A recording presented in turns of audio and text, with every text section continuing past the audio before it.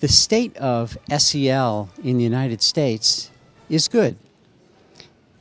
SEL has now gotten a new organization. It's called the Social Emotional Learning Alliance for the United States, SEL for US.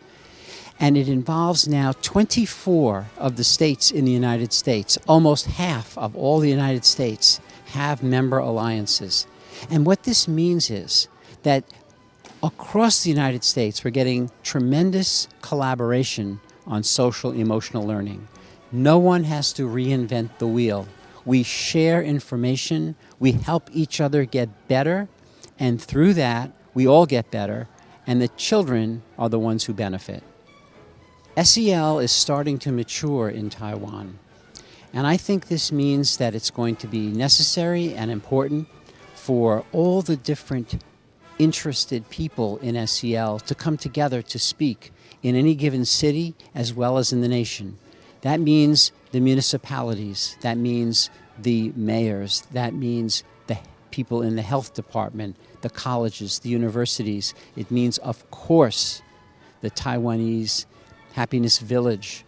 It means that we have to bring people together to coordinate and become synergistic. It is only by multiplying our efforts that we can do what's needed to help our children get the SEL they deserve. This morning's lecture, when I spoke about the number sevens, I'm going to mention very, very briefly 7 ideas which are emerging from Europe on what we need to take into consideration to advance SEL forward.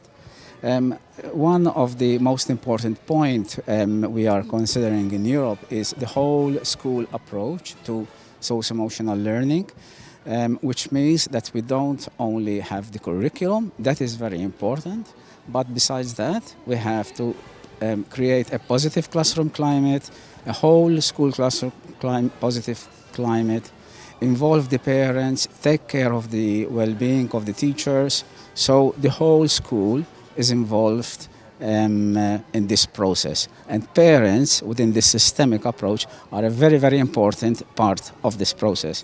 Secondly, one of the challenges, I think, and here you are doing very good work, is that we develop our own curricula, programs and resources according to our own needs.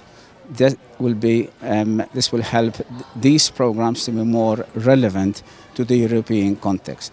We already have some, but I think we need to develop far more programs than import ready-made programs. The third emphasis in Europe is to promote SEL for equity. So the idea is to use SEL as much as possible to help those children who are at risk, either of early school leaving, and then therefore they are at risk of exclusion, inequality, or those who are at risk of mental health issues. So that's the third point. The fourth point I mentioned earlier on, the use of digitalization.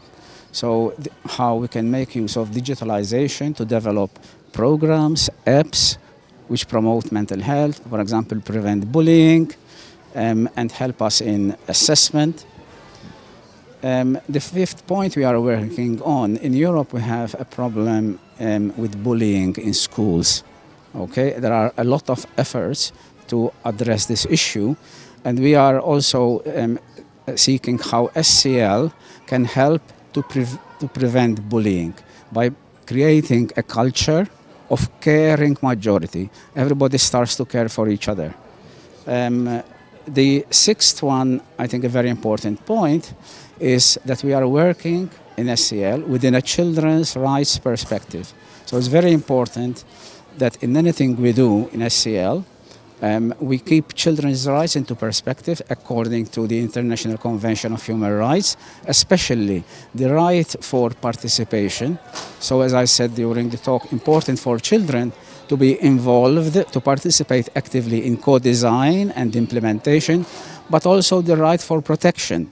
So we have to make sure that through SEL, children are protected from bullying, for example, from labeling. That's why we need to be very careful about assessment, that we do not do harm in any way to children's health and development. And related to that, to make sure SEL is not used, for example, to foster obedience, to control children. So if we do SEL within the children's rights, it will make sure that SEL is not used against children's interest. We talked a lot in this conference, the importance of teacher training, and I think you are doing very well job here, training with parents, and that resource you have developed can be also transferred to help training of teachers together with universities. So I think that's a very important point. And teachers' well-being. After COVID, we realize more and more how important it is to address teachers' well-being.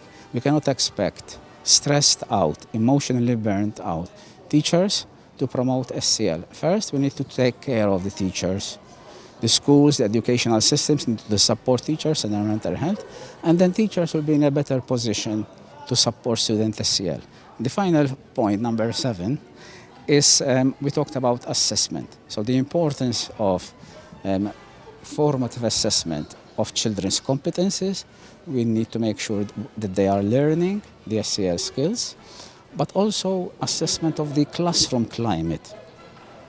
Okay, and how we can make sure that the climate is operating in a way which promotes SEL and the whole school climate. That is also very important. And finally, to evaluate the school in terms of effectiveness, also by looking at its efforts to promote SEL, not just academic achievement. Okay. Research suggests that using humor in teaching helps people learn better, pay better attention, and build better relationships.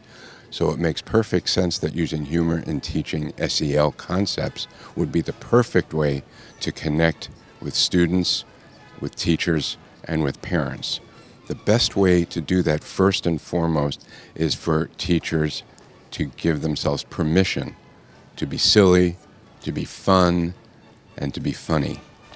Even if you're not funny, there are many, many ways to use humor with props, with toys, with ties, with things that bring a smile to someone's face. So it's very possible to use humor in many, many ways, and there are many, many resources that people can get if they are interested.